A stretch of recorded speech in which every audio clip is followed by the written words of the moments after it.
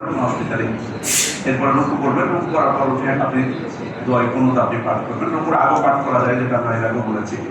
রুকুর পরে আপনি দোয়া কুনুত হাত তুলে পাঠ করতে পারবেন। কুনুত যেটা বিশেষভাবে বর্ণিত হয়েছে বড় বড় হাতের বর্ণনা দ্বারা, সেটাই সর্বোত্তম। আল্লাহ মাজিদি কি মানা হবে, ওয়াকিল কি মানা হবে, অথবা কি মানা হবে, এর সাথে যদি সাধারণ দোয়া আপনি যোগ করেন যায় ইনশাআল্লাহ, কোনো অসুবিধা নেই। এরপরে আপনি সিজদা করে আপনার সালাত শেষ করবেন।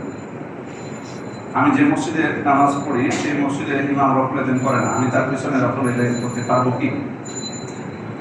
আচ্ছা, আমার মানে জিনিসটা বোঝানোর জন্য আমি যদি পাল্টা এখন প্রশ্ন করি, ইমাম রফল এদেন করে না তাই আপনার সন্দেহ হয়েছে যে কারণ ইমামের অনুসরণ হবে না, এই জন্য তো ইমাম সাহেব রুকুতে কি তাসবিহ পড়ছে, সিজদায় কি তাসবিহ পড়ছে সেটাও তো আপনি জানেন না, তাহলে আপনি অনুসরণ করেন কিভাবে? এটা কেন আপনার মনে হয়নি কোনোদিন যে ইমাম কি পড়ে? আমি তো ইমামের অনুসরণ করতে, ইমাম রুকুতে কি পড়তেছে হবু হতে, কারণ রুকুর অনেক তাসবিহ আছে না, সিজদার মধ্যে অনেক তাসবিহ আছে। তাহলে তারপরে উনি তার তাশাহুদে বসে আত্তাহিয়াত দুরূদের পরে উনি সালাম ফেরানোর আগে কি পড়ছেন সেটাও তো আপনি জানা নেই। তার মানে আসলে এখানে আমাদের বুঝতে হবে যে কোন ক্ষেত্রে ইমামের অনুসরণটা আমাদের করাটা অপরিহার্য, কোন ক্ষেত্রে আসলে এটা আসলে মূলত কমান্ড যেটা, সেটার ক্ষেত্রে অনুসরণ। উনি যখন সালাত শুরু করবেন আল্লাহু তাকবীর তালিমা দিয়ে, তখন আপনি সালাত শুরু করবেন, এটা অনুসরণ।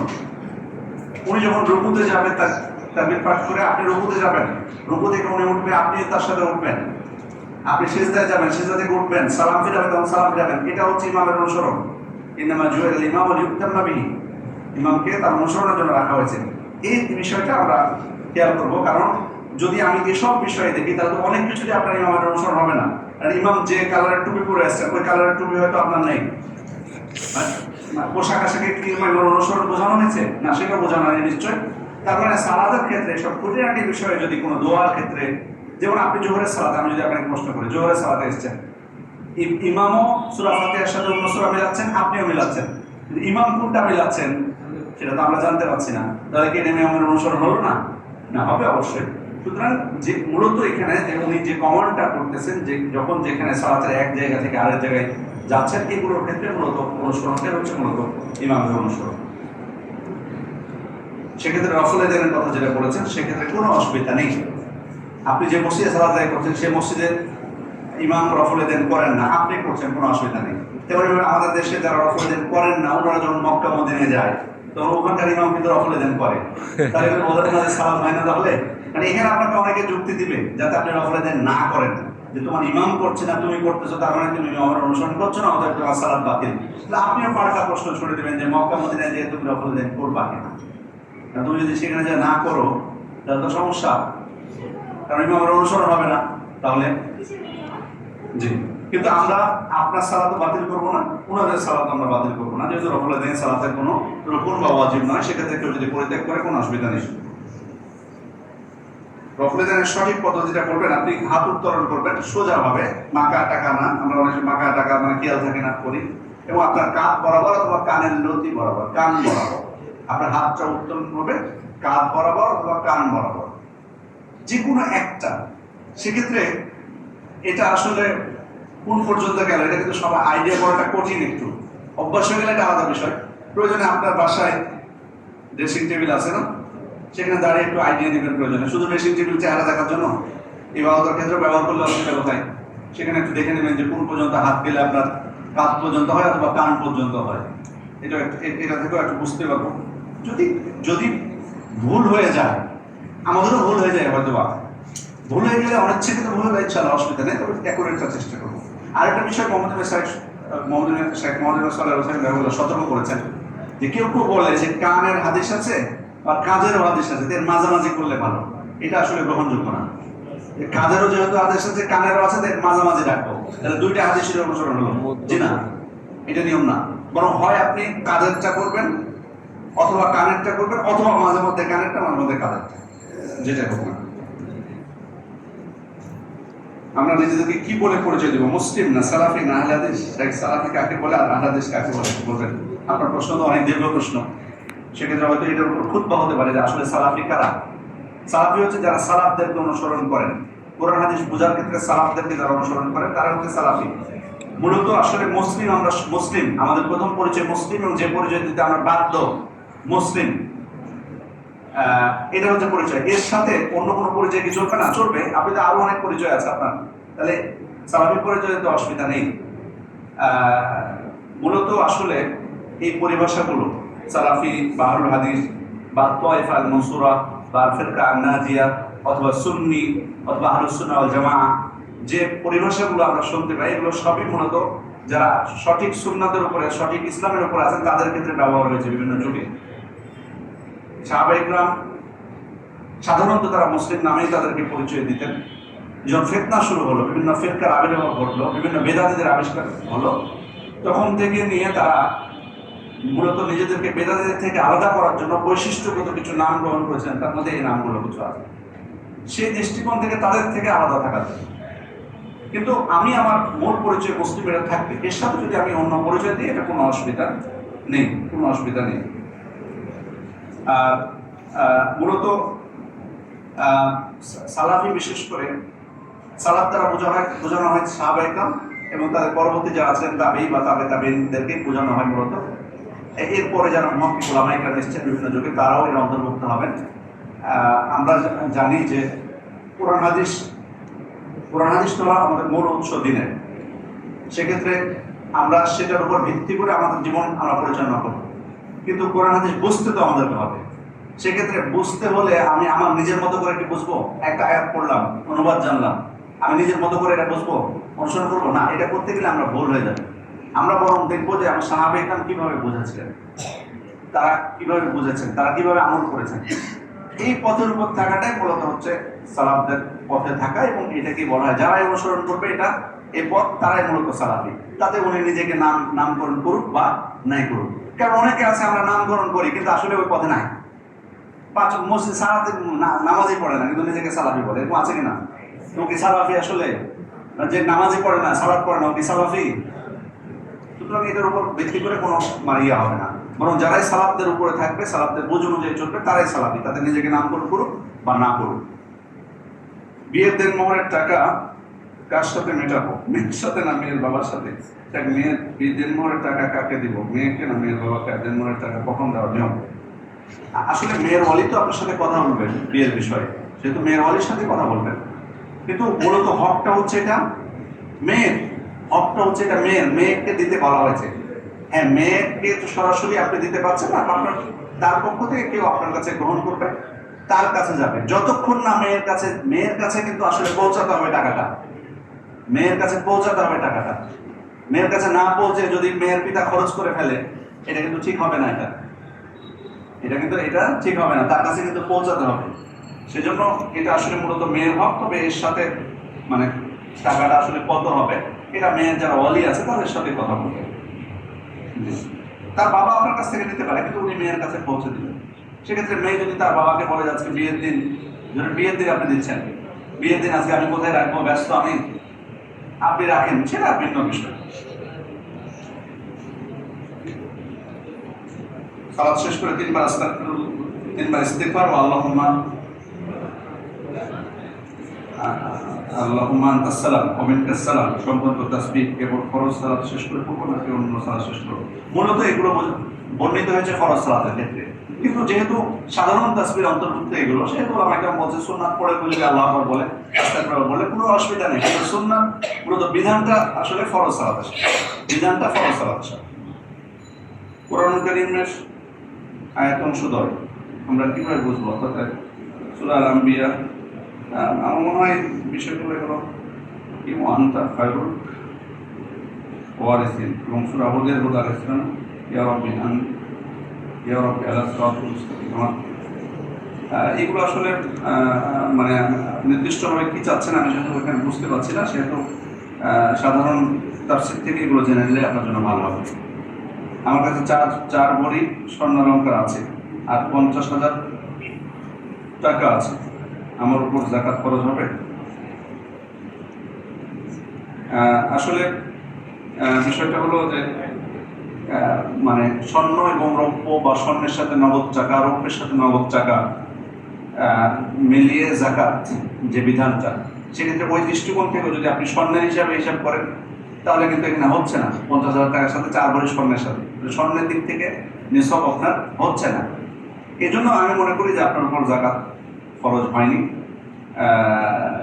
তবে যদি মানে এমন হতো বিষয়টা যে রৌপ্যের সাথে, যদিও আসলে ওলামা ইকরামের এই বিষয়ে অনেকগুলো মত পাওয়া যায়, একটার সাথে আরেকটা মিলানো, সেক্ষেত্রে রৌপ্যের যখন আমি হিসাব করবো, রৌপ্যের যদি নিসব হলো না, আমি জিনিসটা বোঝার জন্য বলছি, স্বর্ণেরও নিসব পূর্ণ হলো না, রৌপ্যেরও পূর্ণ হলো না, সেক্ষেত্রে স্বর্ণ এবং রৌপ্য দুইটা মিলিয়ে যদি নিসব হয়, তখন আমি সেটা জাকাত ফরজ হবে কিনা এ বিষয়ে বক্তব্য রয়েছে। কে বলেছে জাকাত ফরজ হবে, কিন্তু আমি যারা বলেছেন জাকাত ফরজ না তাদের সাথে আমি একমত পোষণ করি। দ্বিতীয় হচ্ছে এবার আসবে নগদ টাকা, নগদ টাকার বিষয়টা। সেক্ষেত্রে নগদ টাকা একত্রিত হয়ে যদি নিসব হয় তাহলে জাকাত ফরজ হবে কিনা, সেক্ষেত্রে মানে অনেক ওলামায়ে বলেছেন যে যদি নগদ টাকার সাথে স্বর্ণ বা রৌপ্য মিলিয়ে নিসব পরিপূর্ণ হয় তাহলে জাকাত দিয়ে দেওয়ার কথা তারা বলেছেন। আবার কেউ কেউ বলেছেন না, এই ক্ষেত্রেও একই নিয়ম, স্বর্ণ বা রৌপ্যে যেমন একসাথে আমরা মিলাবো না, তেমনি নগদ টাকাটাও এর সাথে মিলাবো না। তবে আমাদের জন্য নিঃসন্দেহে নিরাপদ হচ্ছে, যেহেতু নগদ টাকার বিষয়টা একটু ভিন্ন, সেক্ষেত্রে আমাদের কিন্তু অন্যান্য জাকাতের ক্ষেত্রে নগদ টাকা এবং ব্যবসায়িক পণ্য যেমন, সেটা কিন্তু আমাদেরকে একত্রিত করতে হয়। সে দৃষ্টিকোণ থেকে আমি মনে করি নিরাপদ আপনাদের জন্য যে যদি পূর্ণ হয় তাহলে দিয়ে দেবেন। যদি পূর্ণ হয়ে যায় ওই স্বর্ণ বা রৌপ্যের সাথে নগদ টাকা যদি নিসব পরিমাণ হয়। এখন এক্ষেত্রে আপনার কাছে যে মাসালা বলেছেন, স্বর্ণ আছে 4 ভরি, নিসব হয়নি, টাকা আছে 50,000, এটাও নিসব হয়নি। এখন প্রশ্ন হলো যে আমি এই নিসবটা স্বর্ণের ভিত্তিতে ধরবো নাকি রৌপ্যের ভিত্তিতে ধরবো? এখানে তো আপনার রূপাই নাই, সেক্ষেত্রে স্বর্ণ এবং নগদ টাকা। যদি রূপা হতো তাহলে আমি বলতাম যে রূপার দাম অনুযায়ী হয়ে যায়, তাহলে আপনি দিয়ে দিবেন টাকা। সেহেতু যেহেতু স্বর্ণে মূলটা আপনার এখানে স্বর্ণ, এর সাথে নগদ টাকা, সেহেতু আমার মনে হচ্ছে যে এখানে জাকাত আপনার উপর খরচ হবে, ইনশাল্লাহ না না দিলেও চলবে। কারণ এই ক্ষেত্রে যেহেতু রৌপ্য এখানে নেই, সেহেতু রৌপ্যকে শুধু নগদ টাকা থাকলে তখন বলতাম যে রৌপ্যের উপর, কারণ একটা ভিত্তিতে তখন আপনাকে যেতেই হতো, সেটা হোক স্বর্ণ অথবা রৌপ্য। যেহেতু এখানে স্বর্ণ আছে আর সাথে নগদ টাকা, সেহেতু স্বর্ণের উপর ভিত্তি করে হলে আপনার উপর জাকাত আসে না।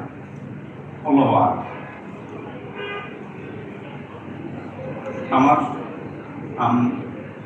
আমার আম্মা বয়স 84-85 হবে, নামাজের রাকাত রুকুতে ভুল করে, তার জন্য মাসালা কি হবে? মানে উনি যদি না জানার কারণে ভুল করে তাহলে তাকে শিখিয়ে দিতে হবে। আর যদি ব্রেনের কোনো সমস্যা হয়, আপনি নিষেধ করবেন না সালাত আদায় করতে, ভুল হয়ে গেল উনি পড়তে থাকুন। কারণ যদি এটা ব্রেনের সমস্যার কারণে হয় তাহলে তো আমাদের কোনো কিছু করার নেই, ঠিক আছে? আর সবসময় যে ভুল হবে সেটা না, হয়তো বোঝা যাচ্ছে যে উনি মানে সম্পূর্ণভাবে অচেতন না, আছে, মনে জ্ঞান আছে। যেহেতু মানুষের আল্লাহ তাআলা কারো সাধ্যের অতিরিক্ত কোনো কিছু চাপিয়ে দেন না, যাই বললে তবে এই কথা আমরা বলবো না যে ওনার উপর সালাত নেই, বরং সালাত যেহেতু পড়ছে, যতক্ষণ একজন ব্যক্তির মানে এটুকু তার মানে খেয়াল থাকবে যে সালাত পড়তে হয়, ওযু করবে, সালাত পড়বে, ভুল যতই হোক তাকে আপনি সালাত পড়তে দেন, তাকে নিষেধ না করেন। বলতে হজ পালন করে কি হজ করতে যে যার জন্য হজ করেছেন তার জন্য নিজের দোয়া করতে পারবেন? কেন, কি সমস্যা নেই? নিজের জন্য আপনি সারা বছর দোয়া করতে পারবেন, সবসময় করতে পারবেন। মানে অন্য টাকা দিয়ে হজ করতে গেছেন বলে যে আপনি নিজের জন্য দোয়া করতে পারবেন না, আপনার নিজের জন্য দোয়া সবসময় উন্মুক্ত থাকবে, সবসময় উন্মুক্ত থাকবে। সেহেতু যদিও অনেক দোয়া হজের সাথে সম্পৃক্ত, কিন্তু আপনার আম দোয়া তো আছে।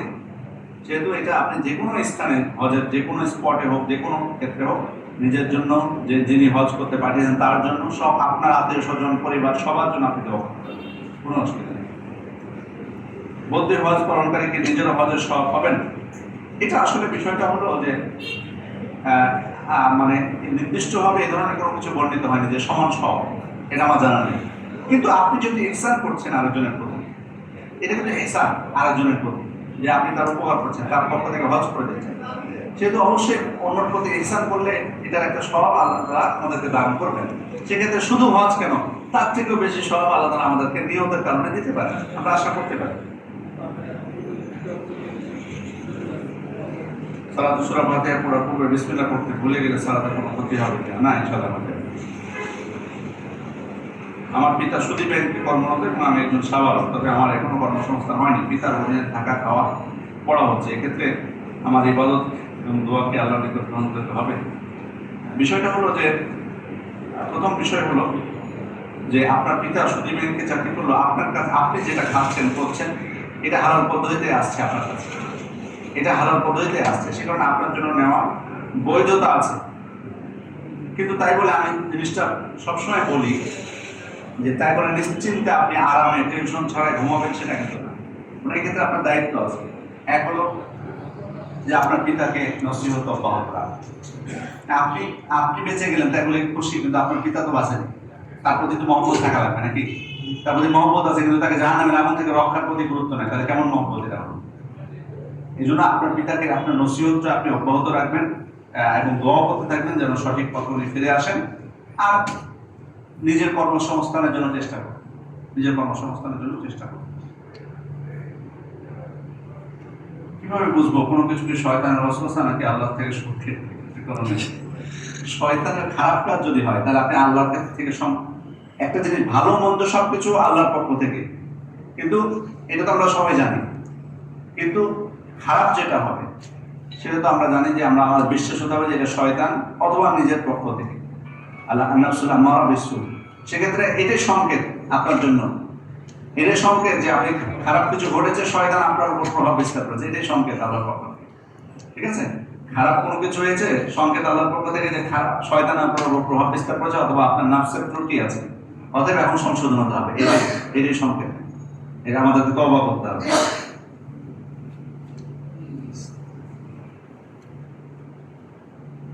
চার রাকাত সুন্নাত বা নফল নামাজ দুই রাকাত করে নামাজ পড়তে হবে না একসাথে 4 রাকাত পড়তে হবে? কোনটা সহি পদ্ধতি?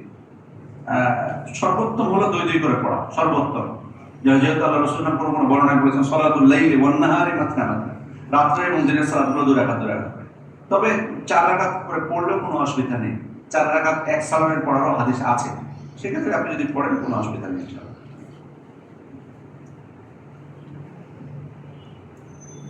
জুমার সালাতের আউয়াল ওয়াক্ত কত সময়? জুমার সালাতের আসলে ওয়াক্তের বিষয়ে মানে জাওয়ালের আগে অর্থাৎ জোহরের ওয়াক্ত হওয়ার আগে পড়া যাবে কিনা এটা নিয়ে 2টা মত আছে। কোনো ওলামায়ে একটা পড়ার পক্ষে, তবে সঠিক কথা হলো সালাতটা যাতে জাওয়ালের পরে হয়, সালাতটা যাতে কমপক্ষে জাওয়ালের পরে হয় সে চেষ্টায় আমরা করবো। সেক্ষেত্রে যত আপনি তাড়াতাড়ি জাওয়ালের পরে অর্থাৎ যখন থেকে জোহরের সালাতের ওয়াক্ত শুরু হলো তখন পড়লেই সেটা আউয়াল ওয়াক্ত হবে। তবে একটা জিনিস মনে রাখবেন, আউয়াল ওয়াক্তের বিষয়টা এই সুযোগে আমি বলে দিচ্ছি যে সব সালাত কিন্তু আউয়াল ওয়াক্ত উত্তম না, সব সালাত কিন্তু আউয়াল ওয়াক্ত উত্তম না। কিছু কিছু সালাত আছে সেটা শেষ করে দেবো। কিছু সালাত আছে যেমন এশার সালাত আল্লাহ রাসূল উৎসাহ দিয়েছেন, কখন দেরিতে পড়তে উৎসাহ দিয়েছেন না, সেক্ষেত্রে সব সালাত না, জোহরের প্রচন্ড গরমের সময় জোহরের সালাত একটু দেরিতে পড়া উত্তম। আর জুমার সালাতের সময় ওয়াক্ত সংক্রান্ত যে বর্ণনাগুলো আছে সেগুলো অনেক কিছু এখানে প্রযোজ্য হবে না।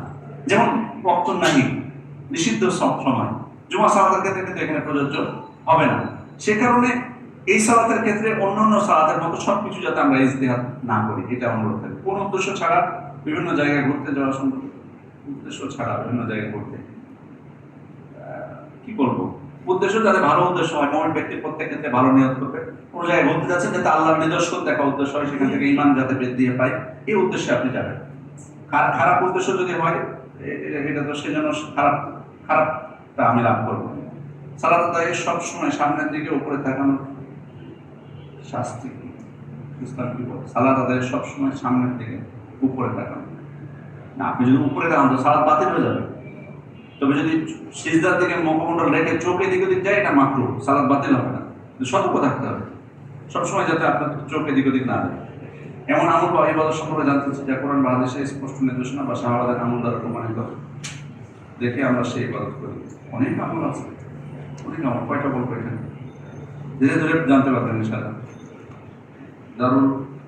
দারুল হারবের সঙ্গে আব্দুল আজিজ দেহলভী দারুল হারবের সঠিক ছিল আমি জানি না ওনার কত কি ছিল।